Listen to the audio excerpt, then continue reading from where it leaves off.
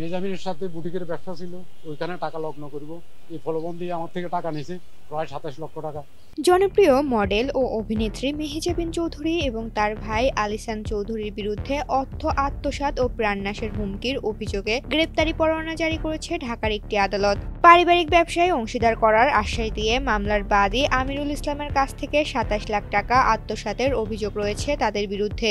আদালত সূত্রে জানা যায়, মামলার নির্ধারিত তারিখে আসামিরা আদালতে হাজির না হওয়ায় গত 10 নভেম্বর ঢাকার নির্বাহী ম্যাজিস্ট্রেট আদালত 3-এর বিচারক আফরোজা তানিয়া এই পরোয়ানা জারি করেন।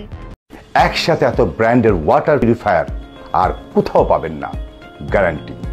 চলে আসুন এসকে কর্পোরেশনে, নিয়ে যান আপনার পছন্দের ওয়াটার পিউরিফায়ারটি। গ্রেপ্তার সংক্রান্ত প্রতিবেদন দাখিলের জন্য আগামী 18 ডিসেম্বর দিন ধার্য করা হয়েছে। বাদী আমিরুল ইসলামের অভিযোগ, দীর্ঘদিনের পরিচয়ের সুযোগ নিয়ে মেহেজাবিন ও তার ভাই নতুন পারিবারিক ব্যবসায় পার্টনার করার প্রতিশ্রুতিতে নগদ ও বিকাশের মাধ্যমে মোট 27 লাখ টাকা নেন। দীর্ঘদিনেও ব্যবসায়িক কার্যক্রম শুরু না হওয়ায় এবং টাকা ফেরত চাইলে গত 16 মার্চ হাতিঝিল সংলগ্ন একটি রেস্টুরেন্টে বাদীকে গালিগালাজ ও প্রাণনাশের হুমকি দেওয়া হয়।